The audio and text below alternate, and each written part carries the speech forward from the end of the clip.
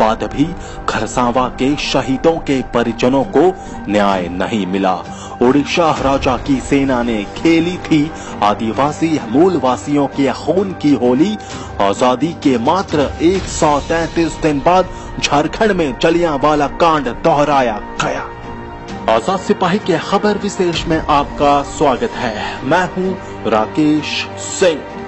1 जनवरी जब पूरा देश नया साल के जश्न में डूबा था, तब खरसावां के आदिवासी अपनों के लिए आंसू बहा रहे थे।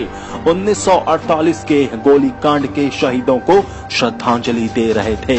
खरसावां में जश्न नहीं, मातम मनता है। 1 जनवरी 1948 को शहीद मैदान में सैकड़ों आदिवासी मूलवासी शहीद हुए थे। जलियांवाला बाग कांड की तर्ज पर आजाद भारत में भी जलियांवाला बाग कांड हुआ था। ये घटना किसी दूसरे प्रदेश में नहीं बल्कि झारखंड के सिंहभूम में घटी थी। इस कांड के जख्म 71 साल बाद भी भरे नहीं हैं। कारण था झारखंड की पहचान सिंहभूम को उड़ीसा में मिलाने की कोशिश, लेकिन झारखंड की माटी के सपूतों ने अपनी शहादत देकर झारखंड के भौगोलिक क्षेत्र को अक्षुण्ण बनाए रखा। इसी समय जय झारखंड का नारा भी जोरों से बुलंद हुआ था। इस घटना के शोक में कोल्हान के लोग आज भी नया साल नहीं मनाते हैं। दरअसल हुआ यूं कि 25 दिसंबर 1948 को चंद्रपुर जोजोडीह में नदी किनारे एक सभा आयोजित की गई थी। इसमें तय किया गया था कि सिंहभूम को उड़ीसा में नहीं मिलाया जाए, बल्कि ये अलग झारखंड राज्य के रूप में रहे। दूसरी ओर सरायकेला खरसावां के राजाओं ने इसे उड़ीसा राज्य में शामिल करने की सहमति दे दी थी। झारखंडी जनमानस खुद को स्वतंत्र राज्य के रूप में अपनी पहचान कायम रखने के लिए गोलबंद होने लगे। तय किया गया कि 1 जनवरी को खरसावां के बाजार टाण में सभा का आयोजन किया जाएगा, जिसमें जयपाल सिंह मुंडा भी शामिल होंगे। इस रैली और सभा में जयपाल सिंह मुंडा ने आने की सहमति दी थी। जयपाल सिंह को सुनने के लिए 3 दिन पहले से ही चक्रधरपुर, चाईबासा, जमशेदपुर, खरसावां, सरायकेला के ग्रामीण क्षेत्र के युवा, बच्चे, बूढ़े, नौजवान और महिला पैदल ही सभा स्थल की ओर निकल पड़े।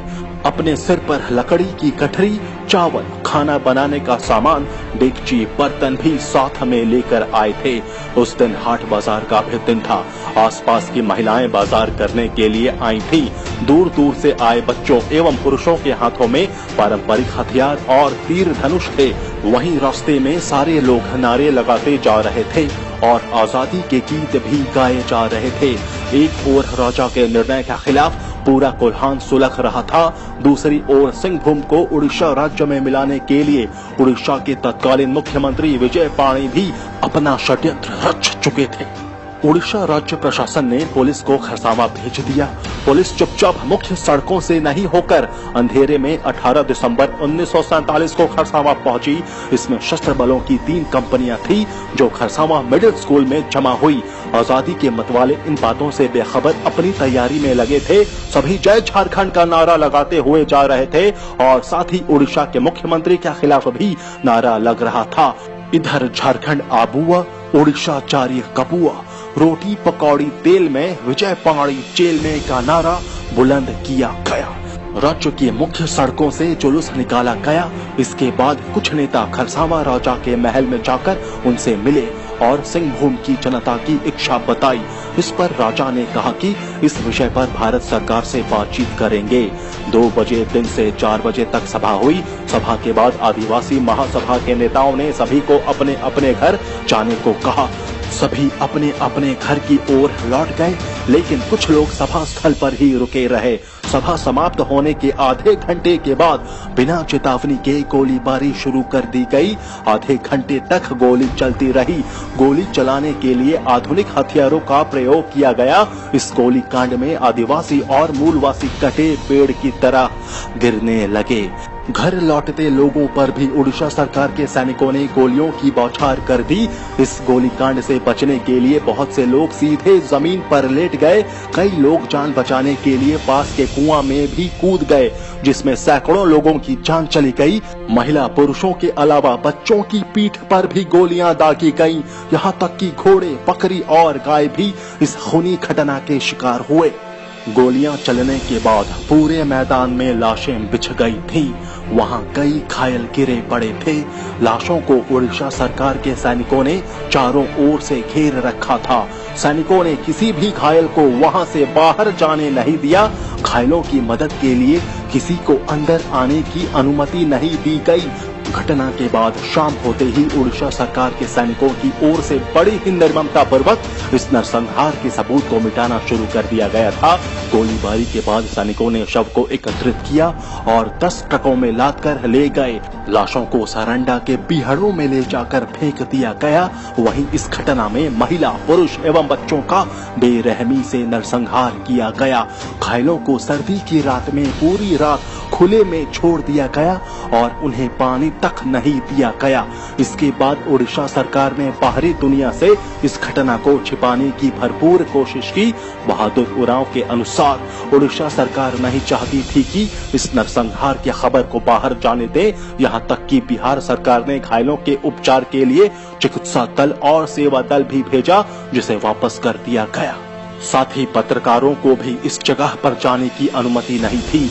लोग बताते हैं कि एक ओर जहां देश और दुनिया में नववर्ष के आगमन पर जश्न मनाया जाता है, वहीं दूसरी ओर खरसावां और कोल्हान के लोग आज भी अपने पूर्वजों की याद में 1 जनवरी को काला दिवस और शोक दिवस के रूप में मनाते हैं।